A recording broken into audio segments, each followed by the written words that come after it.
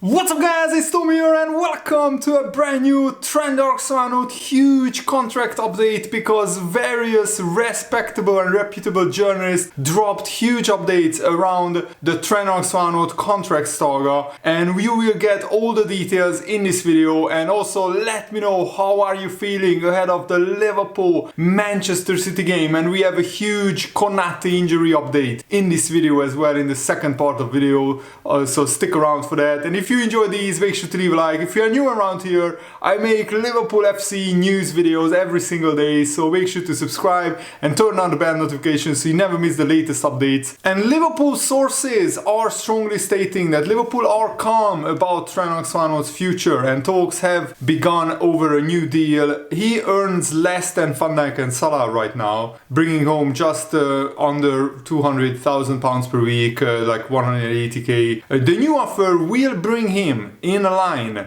with the Liverpool's top earners, and Liverpool hope it will be enough to convince Trent Alexander to stay. And I mean, if it's not enough for Trent that he's playing for his boyhood club, that Liverpool are still challenging for big trophies, for the Premier League title, for the Champions League, and he will earn as much as Salah and more, even more I think, than Van Dijk, then I don't think Liverpool can be blamed in this situation, because if Trent really wants to leave to Real Madrid, he can leave. Nobody can force him to stay at Liverpool, and there is a confidence from Madrid that he will join his fellow countryman Jude Bellingham. But Trent Alexander, I hope you watched the Liverpool-Real Madrid game, because you saw how much better Liverpool were in that game, and we outplayed Real Madrid, and Real Madrid won't win 3 or 4 of the next 5 or 6 Champions League trophies. Liverpool right now are better positioned to challenge for the Champions League than Real Madrid, in my opinion. But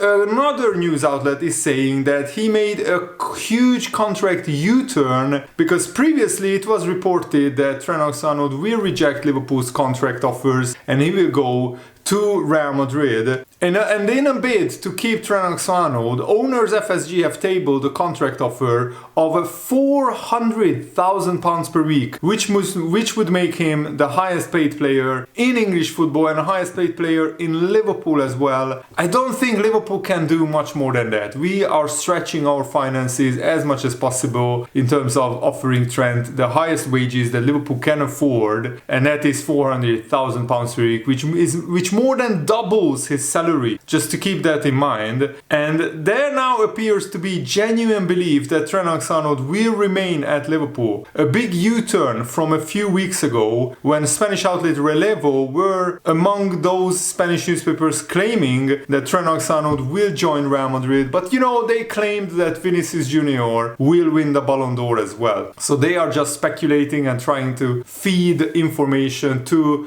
the Real Madrid fans that they would love to read, because yeah, that's what the Spanish media is doing very frequently. And Sky Sports reporter and transfer expert Kave Soleko claims that money is the decisive factor in Liverpool keeping Salah, Van Dijk and Trent, suggesting that a record-breaking contract for Alexander-Arnold may well be enough to prevent him leaving to Real Madrid. I think it's down to money, said Soleko on Sky Sports News, and that one or two of those players may have very tempting offers from other clubs. We have to get real. I would think it's almost impossible that Liverpool are going to lose all 3 of those players. I think almost certainly at least 2 of them will sign new contracts, he said. And in 442's opinion, this new contract offer could be the last from Liverpool's side of the table. And I can understand that. If Liverpool offer £400,000 per week to Trent Alexander-Arnold, that's higher than Mo Salah's salary. That's higher than anybody that ever played for Liverpool. So it's a record-breaking contract, and Liverpool would feel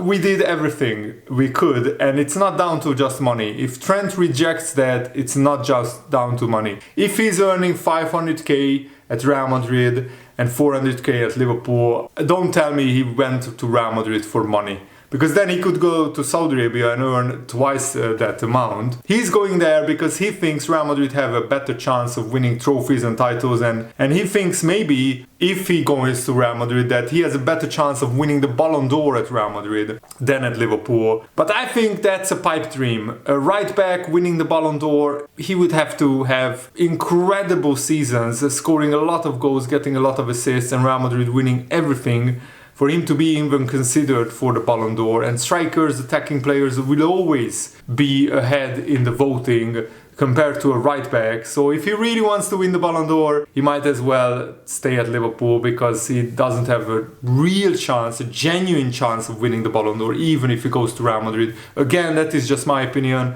I would love to hear your opinion in the comments below. And according to Transfermarkt, Trent Alexander-Arnold is worth 70 million euros, but I think he's worth a lot more than that, especially because, how unique his skill set is. And a Liverpool season ticket holder said this: how can you let not just 3 of our best players leave, but 3 all-time greats in one summer? Another fan, Brian James, adds, it would be farcical to allow any of them go, never mind all 3, and then let alone all of them for nothing. The owners need to sort it out, or any goodwill towards them will be completely lost. Yeah, the owners built up a lot of credit in many Liverpool fans' eyes, but they could completely destroy and ruin their reputation if they just let this Liverpool team fall apart, because it will fall apart. If Trent, Salah and Van Dijk goes, it will fall apart. If 2 of them even goes, then the Liverpool team will be in shambles. I think if one of them goes, the Liverpool fans might understand that, if Liverpool offer Trent 400k weekly wages and he turns it down, he goes to Real Madrid, we can't do anything about it. And I think Trent will ruin his reputation among Liverpool fans. Another fan said, you know what, if Trent wanted to go and we sold him for 120 million and we signed a couple of top class players, I could live with it. We should be persuading Trent to sign a new contract with an agreement to let him leave for a transfer fee next summer. I mean, it's not as easy, the contract negotiations, but I said it many times that Liverpool should try and convince Trent Alexander-Arnold to sign a new contract with a release clause of a relatively low nature. So let's say 50 million pounds, because Real Madrid wouldn't have a problem to pay 50 million for Trent.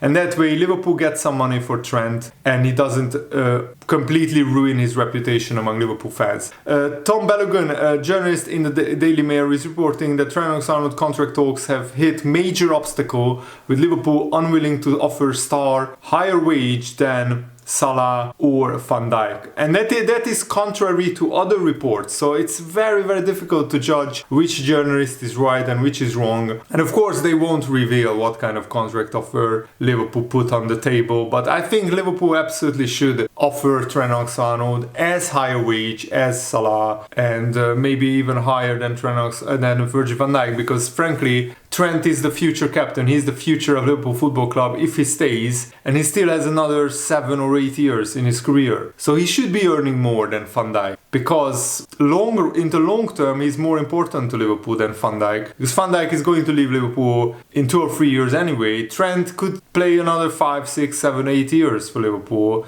without a problem. And Marca, basically a mouthpiece for Real Madrid, a Madrid-based news outlet, claimed that Liverpool are growing increasingly worried that no new deal will be agreed with Trent Alexander-Arnold. Real Madrid are thought to believe that Liverpool may be willing to do business in January to maybe get any kind of fee for one of their most important players. And I mean, if Trent says, I want to leave in the summer, then I wouldn't mind selling Trent Alexander-Arnold in January, honestly. Because if it's better to sell him for 50 million in January than lose him on a free transfer next summer. It would of course affect Liverpool's title chances, and it would affect Liverpool's Champions League chances, but hopefully we could bring in another right back, or play Joe Gomez at right back and maybe bring in another centre back in the January transfer window, and that could solve a lot of our problems. Real Madrid have informed Liverpool of their wishes to sign Trent Alexander-Arnold on a free transfer next summer. David Ornstein and James Pearce has said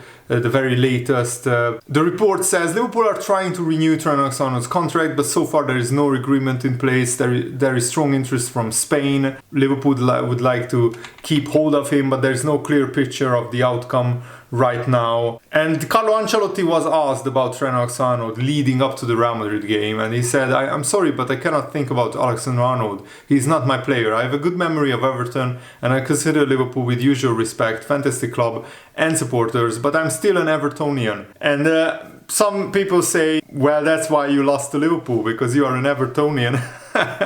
That's brilliant, by the way, the banter. I mean, Liverpool were absolutely brilliant against Real Madrid. It's a shame about the Konate injury, which we will talk about in a bit. The game will be very intense. We are 2 historic clubs. We each have our own characteristics, and we will see who can impose them. Liverpool are always very competitive. And Jude Bellingham was asked about will he play with Trent Alexander-Arnold next season, and he said, I will be playing alongside him next season for England anyway.